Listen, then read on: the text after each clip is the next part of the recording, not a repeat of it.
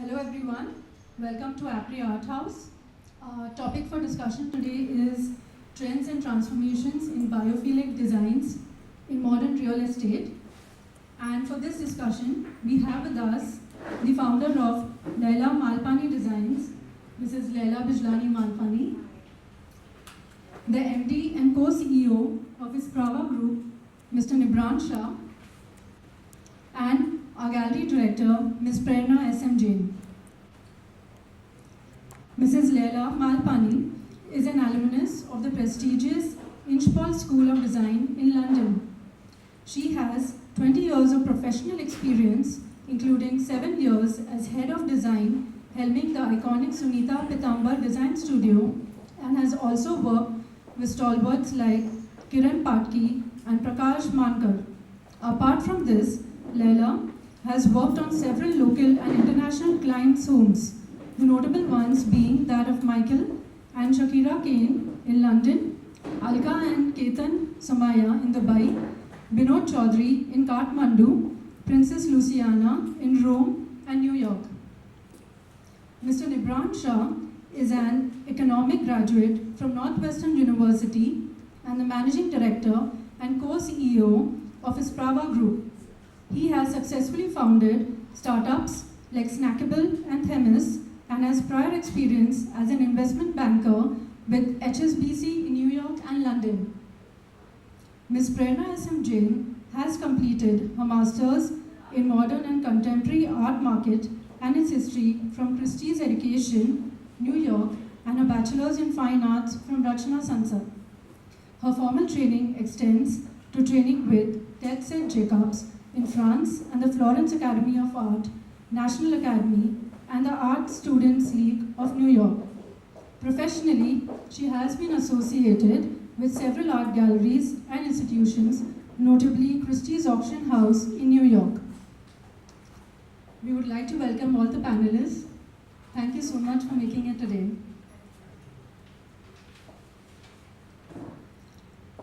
We would like to now get started with the questions. Ms. Laila, could you tell us a little bit about Laila-Malpani Designs and your firm's design philosophy? Hi everyone. So our firm's design philosophy is to not be led by, not be caught up by trends and to be timeless. That's the basic design philosophy for design. So anything that we design should not age in 5, 10, 15 years. It should be classic and elegant. And the biggest biggest thing that we focus on as a boutique design firm is to be client-led. So we like to represent the client's personality in the design that we do. And the best compliment I get or have received on any home that I have designed is when I have been for the housewarming and the client's friends have said that this apartment is exactly the personality of the clients, right? So that is basically our design philosophy. That sounds about right. What is biophilic design to you and why is it important in modern real estate? So biophilic design is when you bring human beings by way of your architectural interior design closer to nature.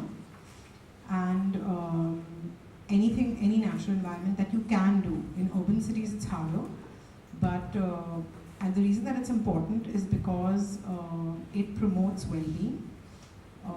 Research shows that when you're surrounded with plants or water bodies or any kind of nature, automatically your stress levels come down, your cortisol increases. So it promotes the well-being of human beings. For example, having plants around you makes the air cleaner. So that is one of the ways. But also from a mental point of view, when you're in when you leave the city, for example, and say you go to Lonavala or Khandala and you're amongst nature, you automatically reset yourself.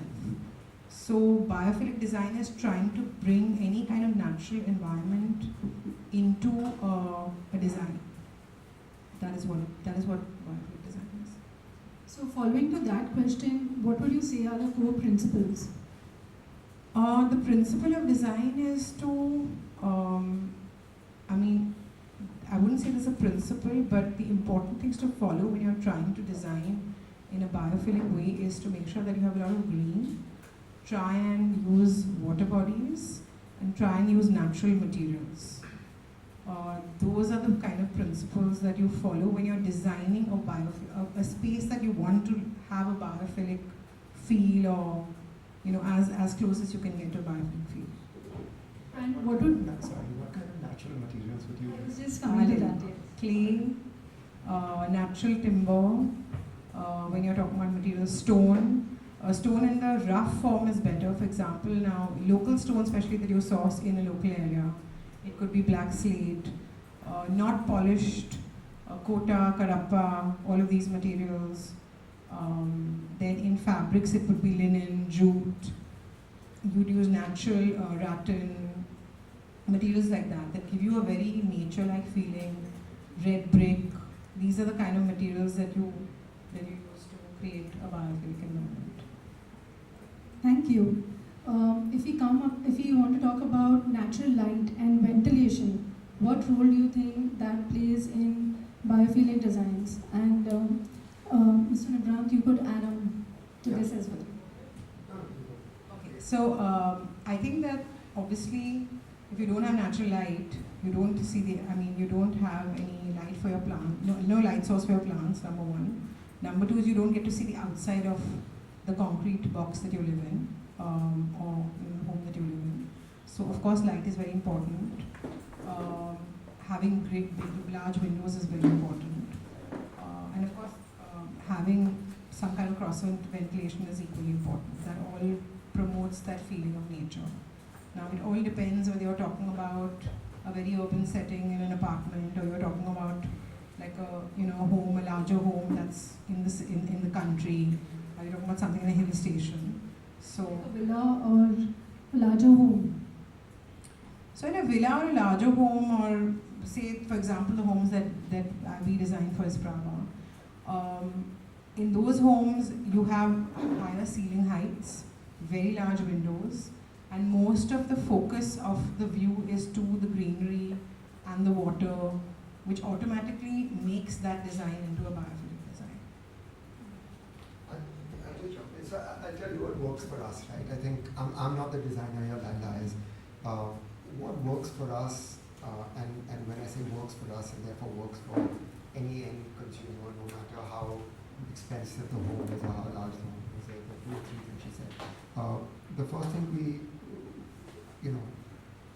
learned is natural material makes sense, and it makes sense because it wears well, or it doesn't wear out like any other material would. It's local, so it actually works. We've tried in the past, taking beautiful sandstone and bringing it to somewhere in Goa, and that doesn't work. Right? Sandstone works, but it doesn't work in Goa. It might work in other things, and so on and so forth. So I think that vernacular material makes a lot of sense from a practical standpoint. Secondly, what we've also learned is air, wind, light. The most important thing in design. You can design a more beautiful home if it has low ceilings. If it's dark, it's not going to work, right? And the minute you lift the ceilings up by 5, 6, 7 feet, and it makes a difference. And it's not only about the volumes, it's also about the light coming in. And then, like Laila says, greenery is the most important thing, right? So even if you're sketching a render of a home and you put in a few plants, it makes a very big difference. And then when you actually have plants in there, so from a purely commercial standpoint, and I'm not coming here from a design standpoint, from a purely commercial standpoint, it all makes sense. And then of course, there are a whole lot of other practical elements to it. Sure, actually that was one of the questions I would be asking you, but you've already answered them. Since we are talking about plants, I also wanted to ask Laila, what are the type of plants that are best suited for indoor environment? Many, snake plant, pathos, aloe vera, rubber plant, and of course it depends on which country you're in, which city you're in. But these are the plants that we use a fair amount. You can use, I mean, if you have a good light source or you have a good window, then you can also use plants that you could use a little bit outdoors because you're getting enough. Like I put bougainvillea everywhere, including in Bombay homes. In a balcony, having a nice bougainvillea is good enough. We do it a lot in Goa, but there we have villas. But even in Mumbai, in apartments and balconies are just, it's easy to grow, it's not a problem. So it depends how the light source is. But yeah, these are also the plants that you can use. Thank you. Coming down to some strategies, like what strategies can be used to bring the outdoor inside in commercial spaces? And what are some innovative ways to create outdoor living spaces that extend the connection to the nature? The second part is, what are some innovative ways to create outdoor living spaces that extend the connection to nature? The first part is, should I address each separately, commercial space separately? Separate, yeah, that is indoor. So for commercial spaces, typically things that we do, of course, the architect makes the space typically has very large windows and has higher ceilings than, say, a normal residential space. And when I come talk about commercial, I'm talking more about leveraging restaurants and things like that. You add things like water bodies, you add things like vertical gardens. If you don't have access to an outdoor, you know, and then of course you use very natural looking materials, which now I think people really enjoy, right? They enjoy that very, simple, not overly done design where you have like rope design in the ceiling and you have like plantation fans and you have a lot of plants. People really enjoy that. So things like that in commercial design, in terms of, say, I'm talking about restaurants.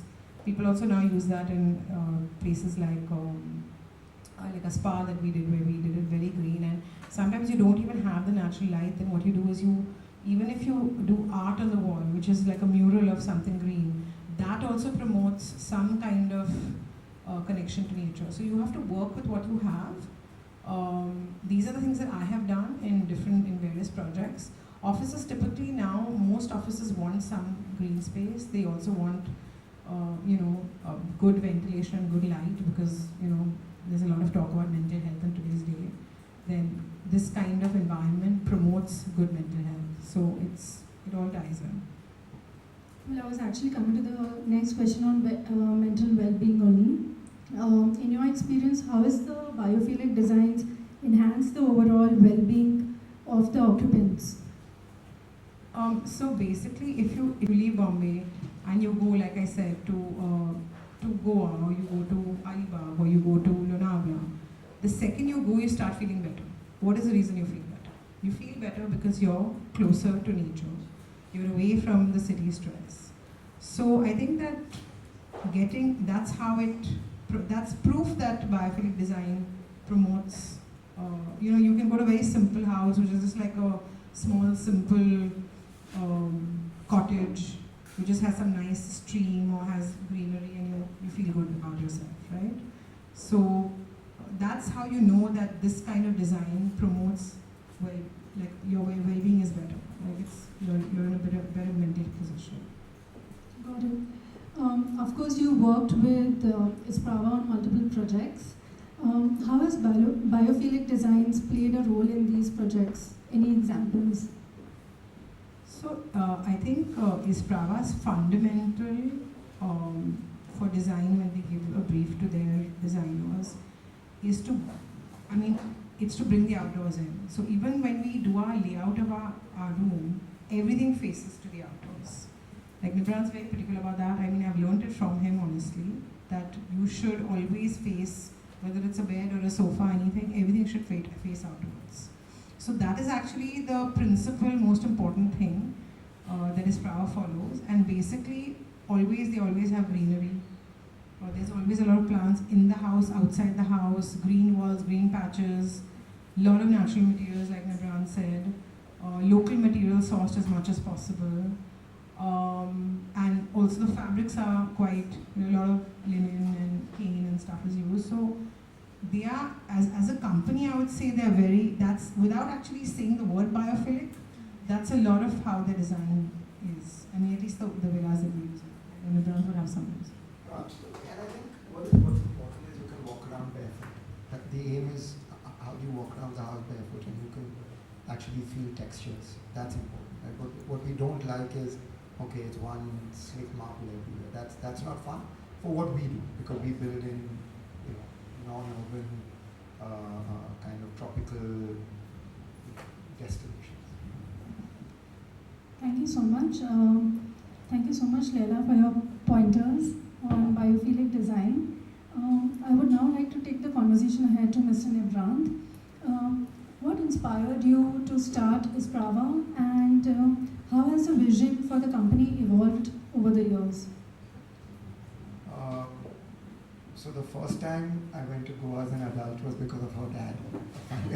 Funnily enough, he was in Goa and he called, and I'm a good friend of his, so we gossiped a bit and I landed up there. But that's actually how it happened.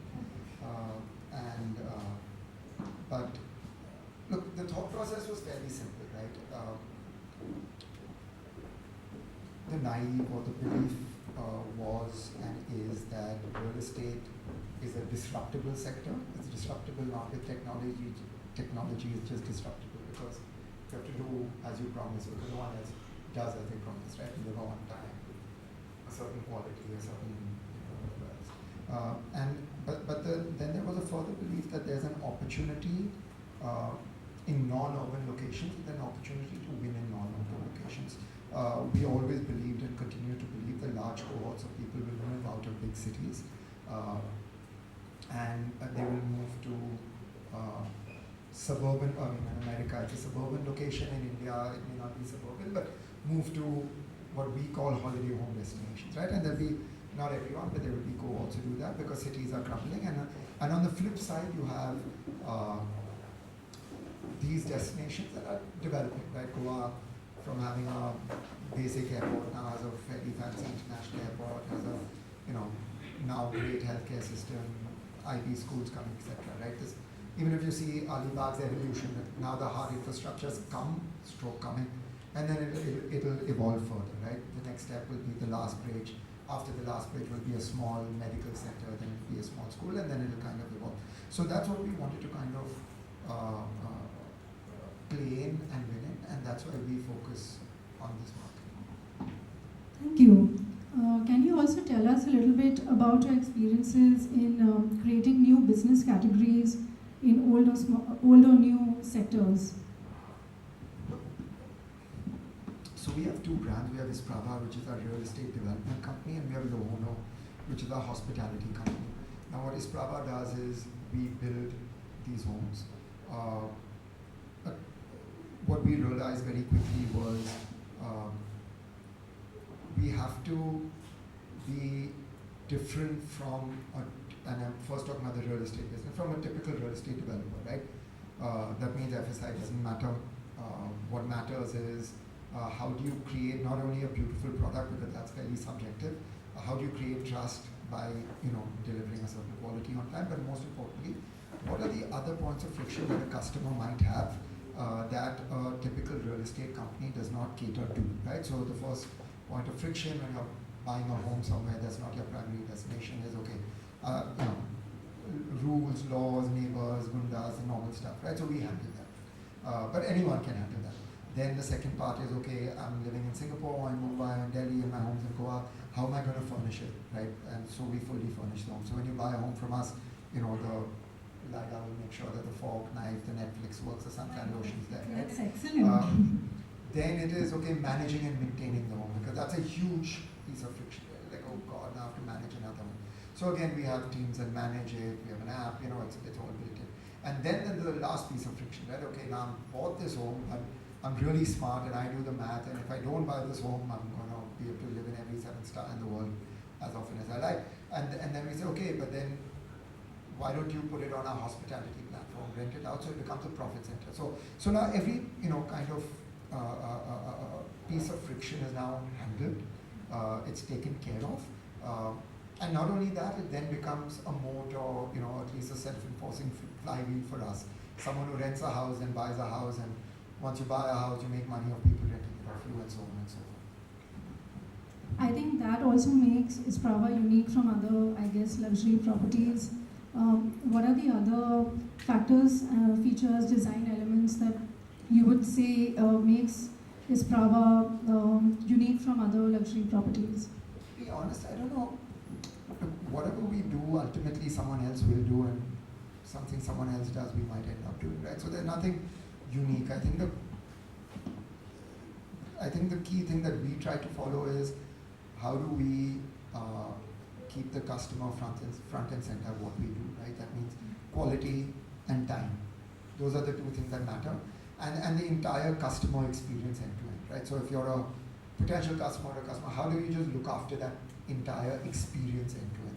Can I build a beautiful home? Yes. Can you build a beautiful? Everyone can build a beautiful home. I mean, it's all subjective, right? And I can use this stone today and you'll copy it and vice versa. I can get an artist in.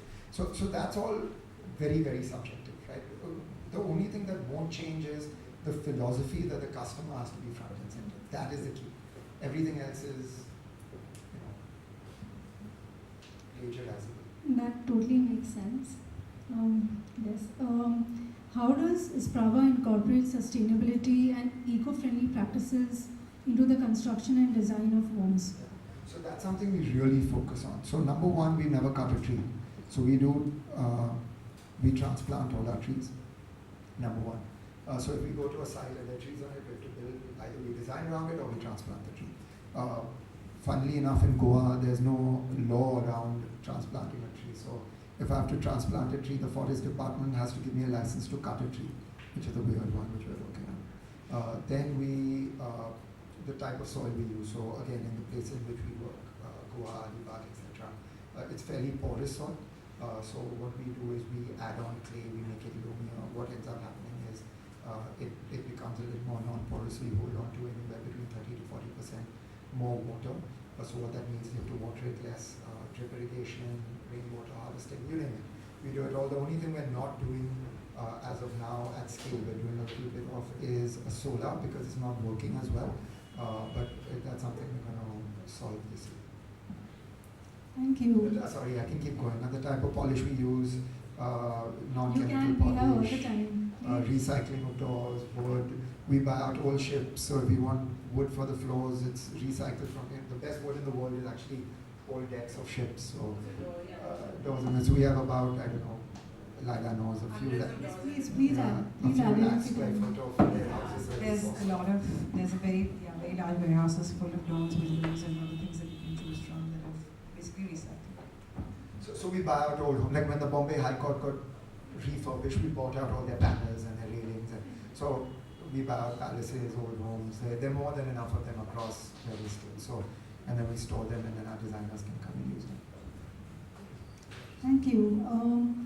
So how does sustainable material and biophilic design elements play a role in cost and add to the longevity of a property? I mean, I know Laila has mentioned a little bit about it, but could you elaborate a little bit more? Did you say cost? Yes. Does it? Cost and longevity. Cost and longevity. Look, I think in general, any local material, right? I'm not going into your biophilic design because I think that's, again, fairly subjective and Laila's the expert. But local materials, as a rule, work the best in a particular location because that's just nature, right? So if you use a slate in, Goa, that's going to work because it's from that broader region, Yes. right? If you use a sandstone, and I used that example before, it's not going to work because it's more porous and so on and so forth.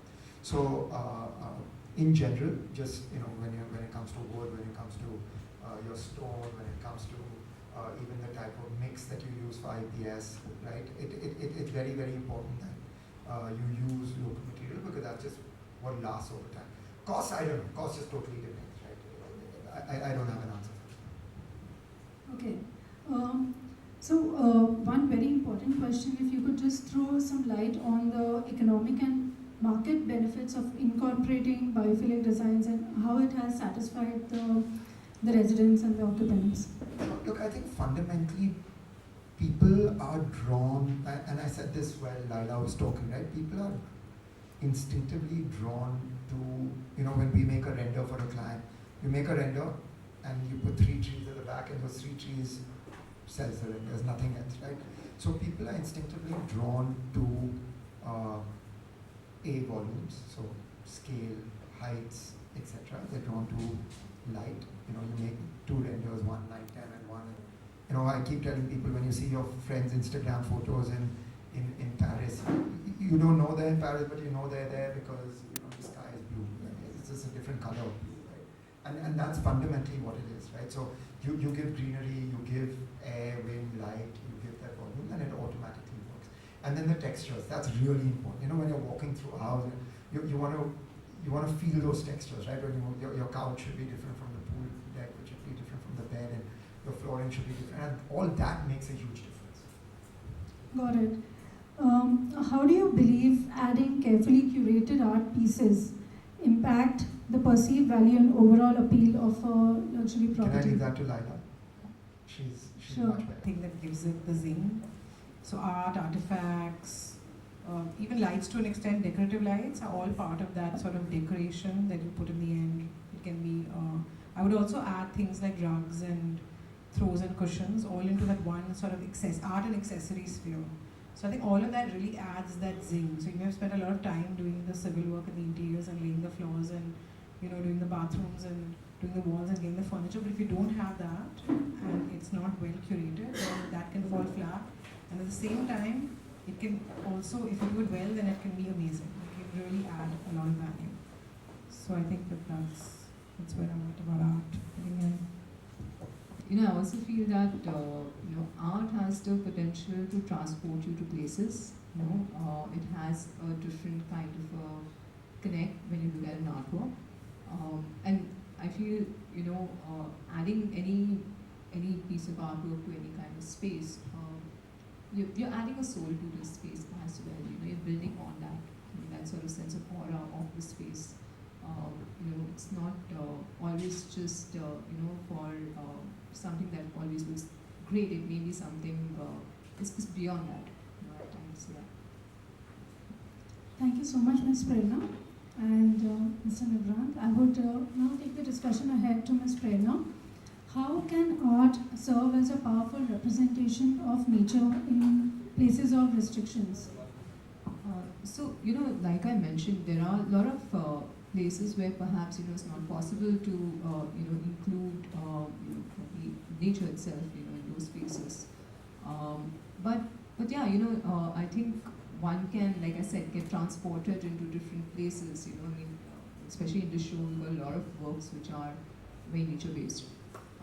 You know, so I think that's a great way of sort of integrating that aspect into one space, and you know, it's also a space of fantasy, somebody else's imagination, you know, which is sort of merged with these sort of natural landscapes or natural elements of sorts that sort of come into your own space. Yeah. Thank you. In what ways can artists integrate natural themes and motifs in their practice? Can you share some examples? So I think a lot of different artists have worked with a lot of different natural materials, you know, I mean, be it wood, stone. In fact, there are a lot of artists who do experiment with a lot of organic material, which really doesn't stay. It decays, you know, those are ephemeral works, you know, of sorts. You know, so there are different ways of getting you know, sort of natural elements into your practice. But then, as an artist, it depends.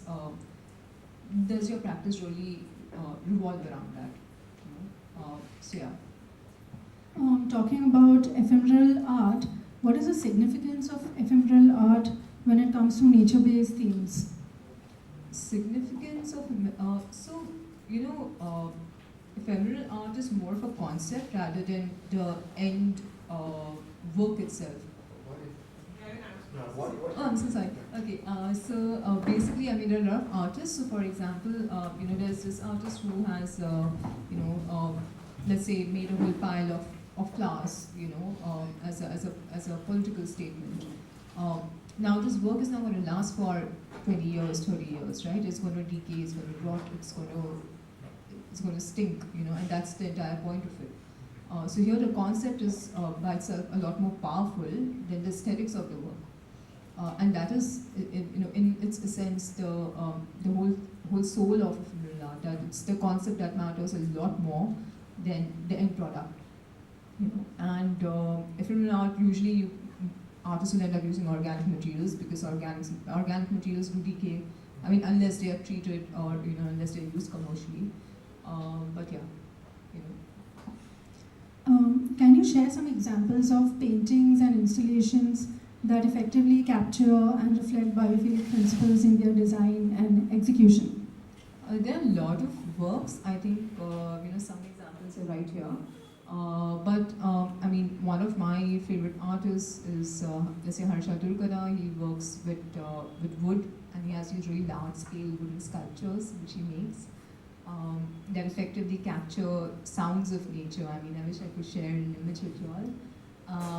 And similarly, you have so many other artists, who are doing a phenomenal job with either using organic materials, incorporating that in their work, or depicting nature in different sort of aspects. And I mean, even if you look at public art, there are many such examples of that, where you can sort of see that. How do contemporary artists incorporate technology to blend art and nature? And what are any notable examples that have done this fusion?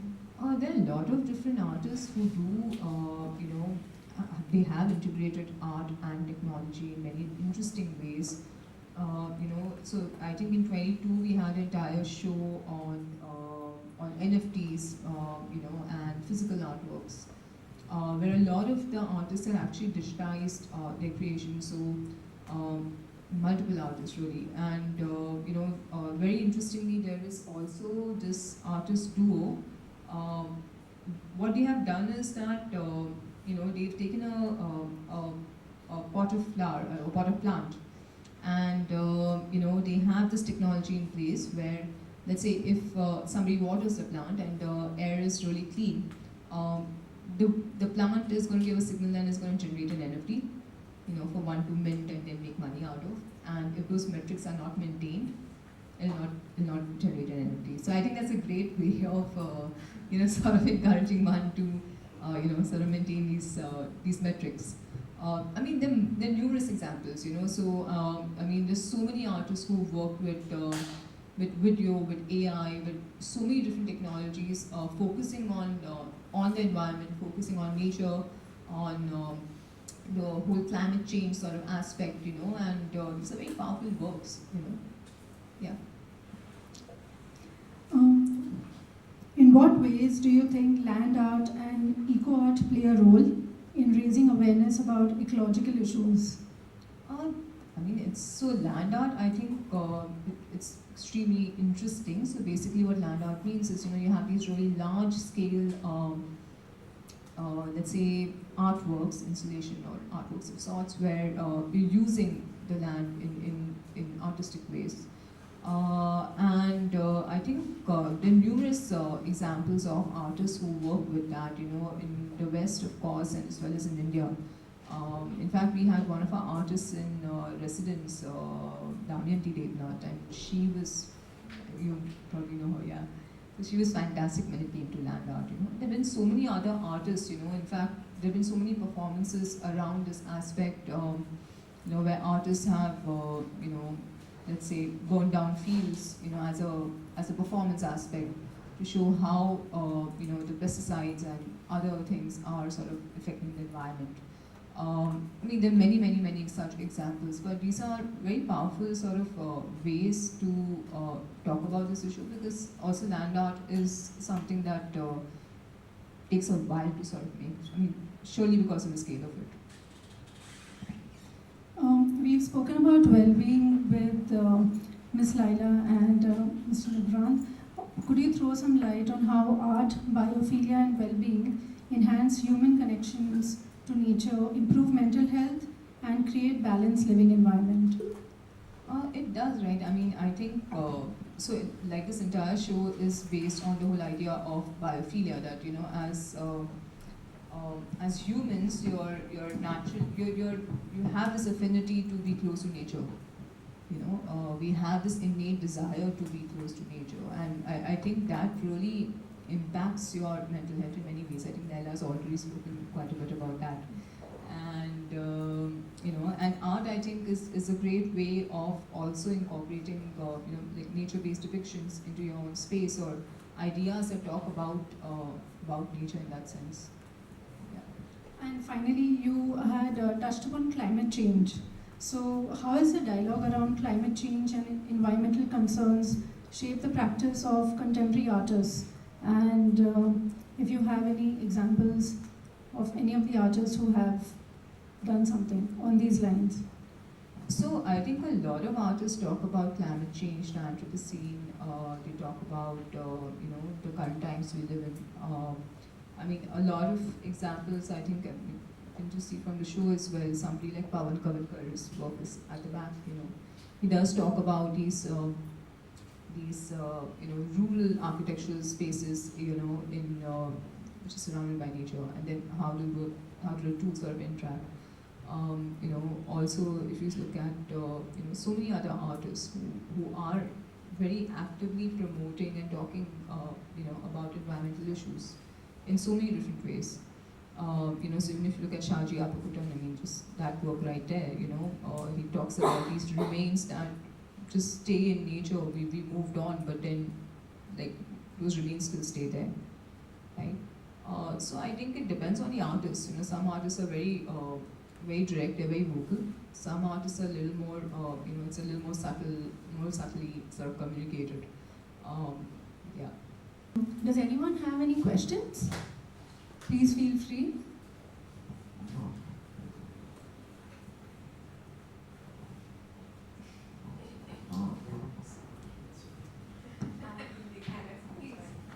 I had a specific question to Ms. Laila. So, I was wondering if biophilic design constricts you to a certain tonality or a certain, like, does it give any design constraints as such that after a point things are quite similar in terms of materiality? Like, does it restrict you to use a certain set of materials, and does it allow you to venture out into other styles like futuristic or let's say more chic? Now when we talk about more chic, is it going to allow you to use more biophilic, or is it going to look absurd in a combination? I think it's a fair question.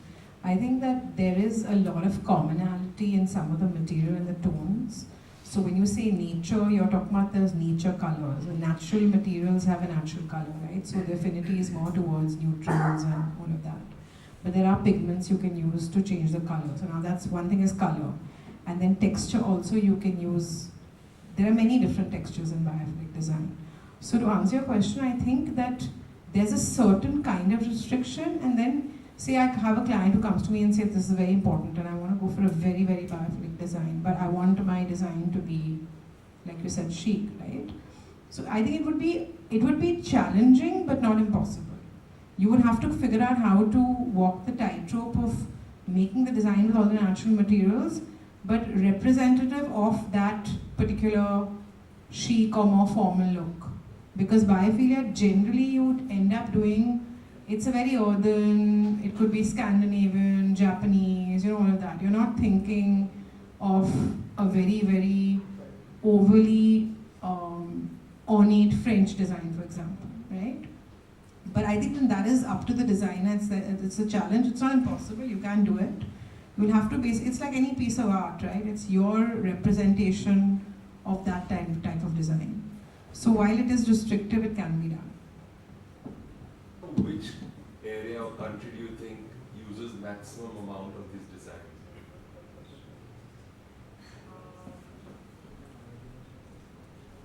I would say Japan.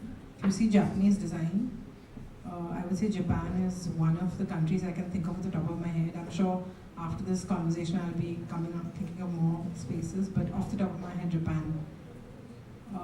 Hardik, I can see you. Can you tell me which other country?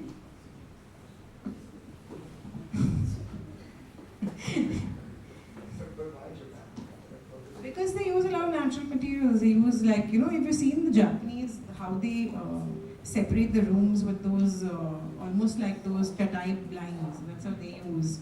and their material, it's very, a lot of bamboo, a lot of, like, very earthen and very, so I think I would say, off the top of my head, what I can think, I would say that is one kind of style that you can do completely in that type of design.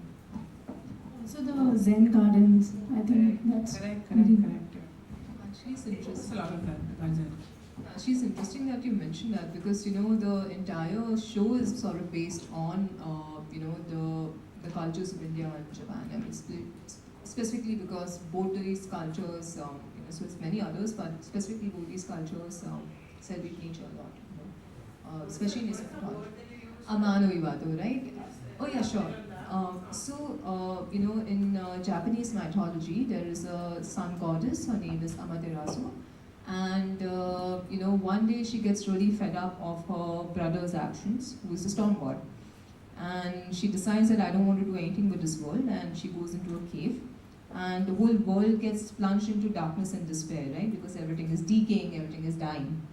Now, gods are like, now the gods say that, what do? We need sunlight in the world. So they go outside the cave and they start the celebration. And they hold a mirror in front of the cave. So Amaterasu hears this celebration going on outside and she's furious, right? And she comes at the entrance of the cave and she sees her own reflection and radiance. And that's when the celestial beings pull her out and they seal the cave. And sunlight gets back into the world. Now the cave itself is called Amano Iwato.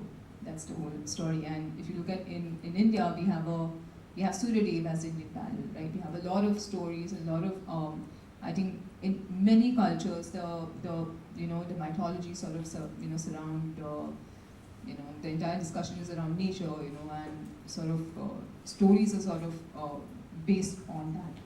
So in the past, where we used to worship nature in that sense, I think we are having that disconnect now.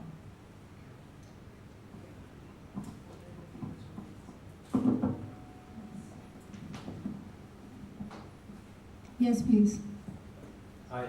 Laila and Nibhrant, you've been doing this work for quite a few years now. If you were to look, say, 10 years ago, what were the must-haves that your clients wanted, which wouldn't even get a look in today?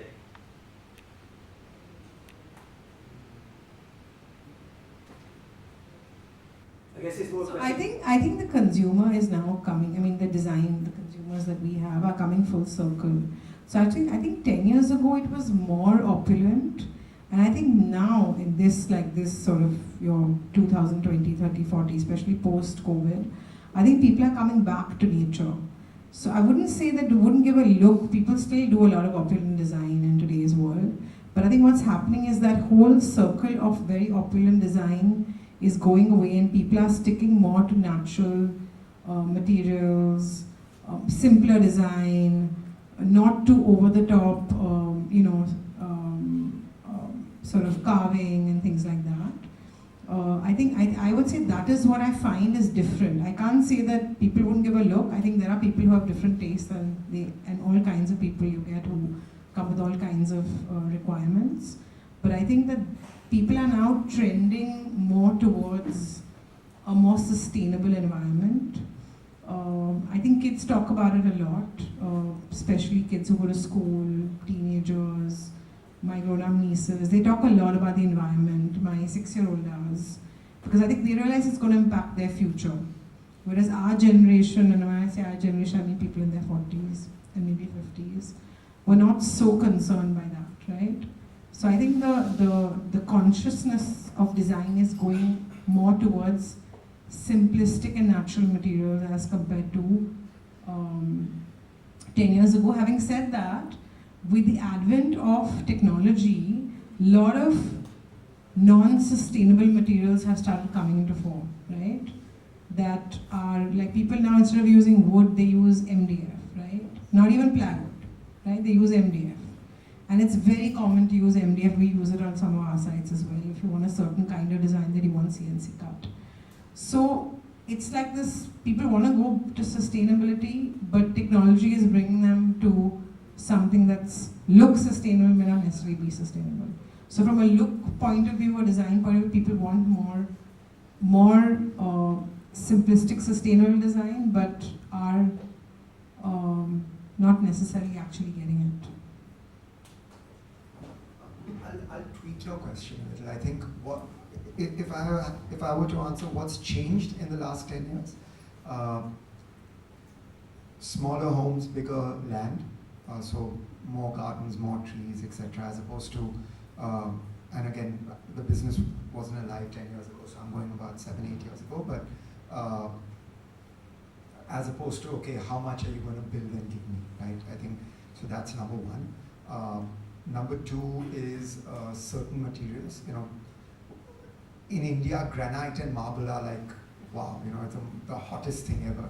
You put it on the ceiling, you put it on the walls, and you know, and I think that evolution, and you see that happening. So I think 8 years ago, luxury was marble, right? And if you flew to Italy to buy it, then you were a king. And now suddenly it's not no longer that, but there's definitely large cohorts of people who kind of don't use that anymore, right? Because they kind of, maybe not looking down on it, but definitely don't want to be that guy.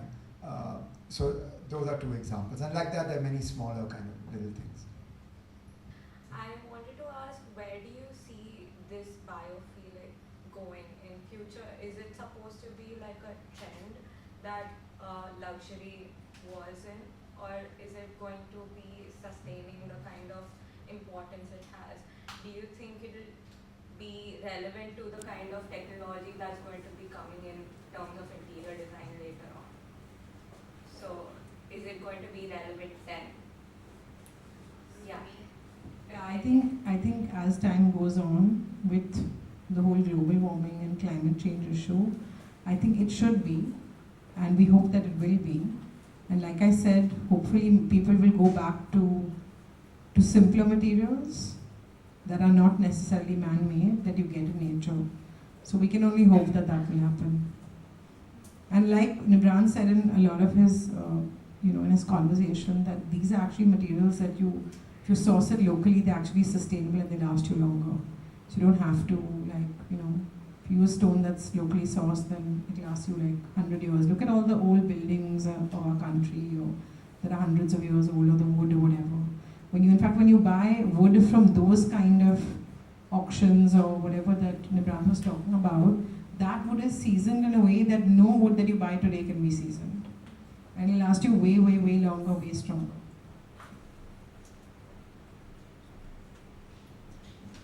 Do we have any more questions? Say in extension to our question, do you feel ever if technology and biophilic are working together at an add-on for biomimicry as well in forms? So I didn't get the last part of your question. Biomimicry as well as in a form, because currently our interventions are surface based. You try to make the openings bigger, you have to get the plants or make the walls bigger, but then also make more formal or more facial gestures in terms of quite tweaking the way we build essentially. Because I think one interesting thing for me was when Nibhrant was talking about his interventions. Although not being an architect, every gesture you said was very spatial in nature. You were height of the ceiling, it's quite literally the volume or the tactility of the surface, and then zoning of the landscaping. And biomimicry would be then tweaking the form of the house, maybe reducing your current frame structures to maybe the way a branch grows, or tweaking that. Do you feel technology or biomimicry might merge there? Or would you be open to exploring such forms? I think, okay, so first of all, great question. I think I've understood it, and if I haven't, just jump in. I know Laila hasn't, so I've jumped in on her.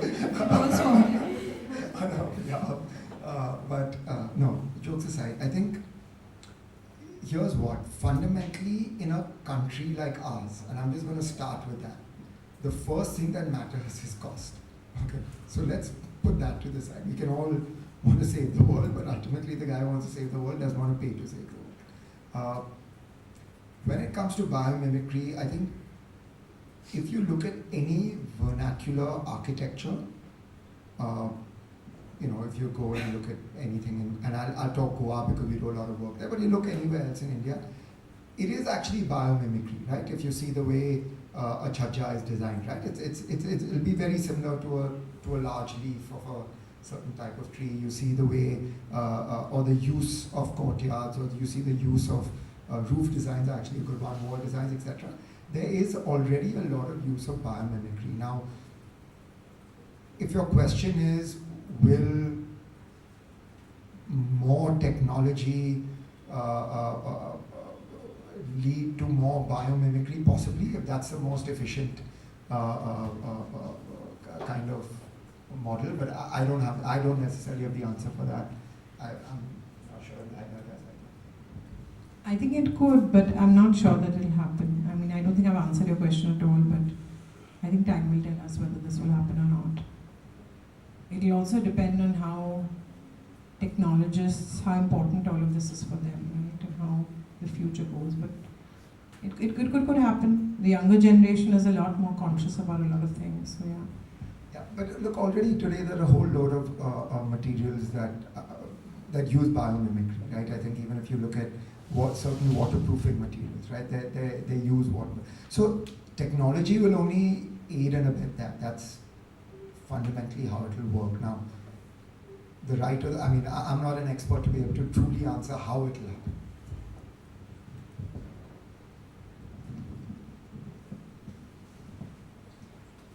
Yes. So like you said that in our country, people think about the cost first and the nature part later on. So when we talk about biophilic architecture, vertical gardens require a lot of maintenance. And I don't think people have that much of a knowledge. I know that how to handle this plant, or I can, maintain the thing as it is. So is it advisable to have a biophilic approach in such projects like in India? I think what happens in any project in design is that everybody wants X, Y, and Z. And in the end, they have to compromise in terms of, like we said, we're talking about price point or budget, right? They have to compromise. So very often, the vertical garden, which is expensive to maintain and expensive to make, is very important to that client. So they may compromise on some other part of their house or other part of the design or material, or choose a cheaper material in order to get that kind of a vertical garden, for example, or any kind of natural material. So where it's important to people, they do it. They do go the extra mile to spend a little bit extra to do things like this. And that's my experience. The experience I've had with the clients who are very passionate about being close to nature. Like for example, Bombay real estate being so expensive, one of the examples I can give you is that in someone's home, we have made the balcony bigger. Most people enclose their balcony because they're getting extra square footage. I have done an apartment in Bombay, obviously the person could afford it, where they made the balcony twice the size and took it into the house.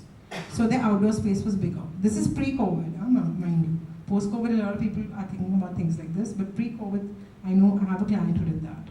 So I think it really depends on what is important to you as a person.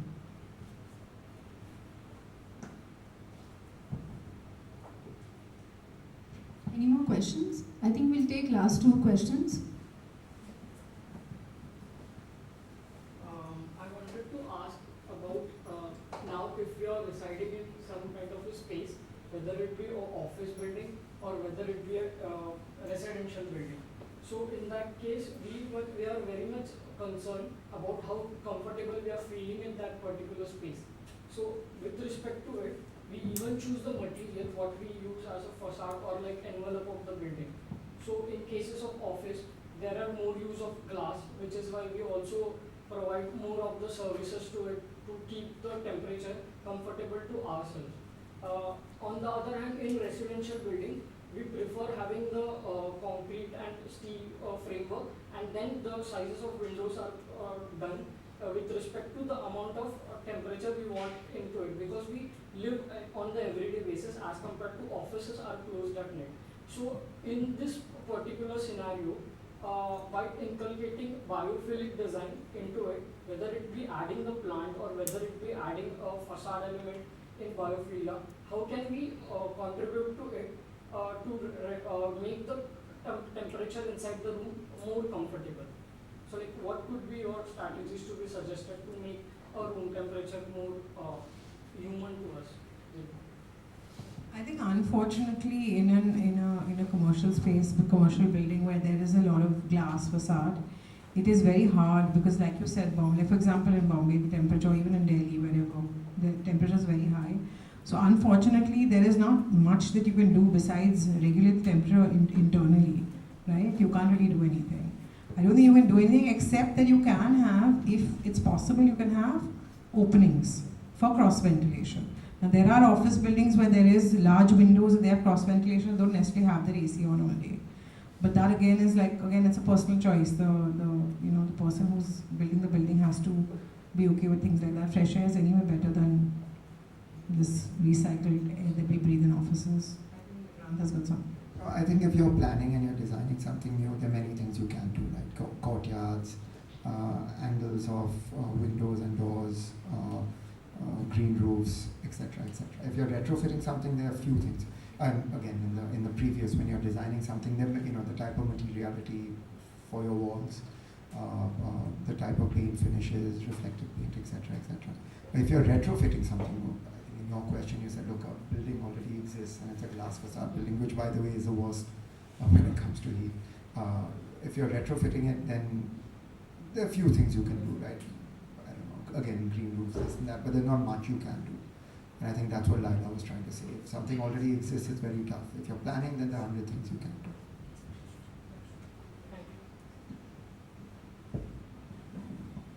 I think we had another hand up. We can take one last question. So my question is to Nibhrant. So I wanted to ask that biophilic design, how it's going to sustain your business? Because interiors is something where it keeps on changing trends. Like you said that local materials are good to go, but how are you going to maintain it with your business in terms of Isprava or logo? Like how it's going to sustain that? No, I don't. Design can change, materials can be similar, principles can be the same, and design can always change. The art on the wall can keep up with the times, the rugs can keep up with the time. My stone flooring will always. So I think that's how we think about it. Ultimately, I'm sure I'm answering for Laila now, but I'm going to answer for me.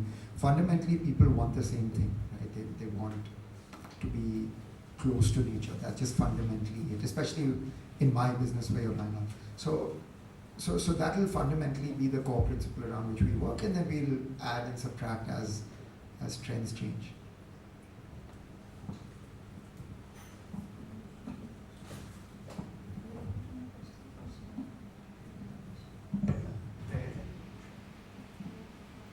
Any more questions? I think it's just getting more and more interesting now. Okay, one last one. So, me being a beginner in this topic of biophilia, are there any opportunities for a person to design a place in such a way that we can affect other people's senses or a psyche to a certain extent? Yeah, absolutely. I mean, if you design a new space, that's the sky's the limit. And I think, like I said previously, if you have plants, if you have a good view, if you incorporate it inside, if you do nice elements, I think, like I said, the stress of the city, if you can take it away in your design, it's possible. I mean, I think any good designer can do that. And sometimes in homes that we design, people say, design a meditation space for me. Then you have to make it very calm and very relaxed and see what is the best you can take. And normally it's in an apartment. Because if it's in like a villa, then you can have a little garden and a little green space right outside, a little private chamber right outside and make that, beautiful. But if it's in an apartment also, you can find ways to make a space, any space, good for your mental well-being. I mean, how do you feel when you leave, when you go to somewhere that's green or that has nature, right? You feel great. So basically, it's the designer's job to figure out ways to make sure that that space promotes good well-being. Like Nibhrant said, when we put plants in our renders, that just sells the space. I mean, the person is like, oh, I want to see, this kind of a plant. Yeah, recently I was looking for an office, and every place that I went to, I said, I want to see what is the view outside the space. So I was happier to take a lower floor because it had trees, as opposed to a higher floor. Typically in a place like Bombay, people want higher floors, right? But I was happier to take a lower floor because you have some trees. So I think people are or everybody wants to see some greenery if they can. So a designer should be able to, especially if they're starting from scratch, they should be able to design a space that is promotes a person's well-being. Yes. Yes. The last gentleman. Yes, please. Can I ask? Yeah. So, given the Mumbai specifically, you got very urban, dense developments, and majority we have ultra luxury places, large apartments. The smaller apartments, what are some simple ideas someone can design can evaluate to kind of bring in some biophilic or nature into that living space? A simple thing like just getting a small plant box and putting a few little plants. I mean, that's like the simplest, most basic thing that I can give you an example of. I'm imagining a really tiny apartment, very close, densely populated. I think that's probably the simplest answer I can give you. And of course, materials that you use in the house, if you have the budget to use more organic material. I think, for example, I love the use of wicker because I think that always looks more, it's more earthy, it makes you feel good. At least it makes me feel good. So things like that. Thank you. All right, we would like to now end this conversation. Thank you, esteemed panelists, Mrs. Laila, Mr. Nibhrant, and Ms. Prerna for enlightening us on biophilic designs and making it such an enriching conversation. Thank you so much.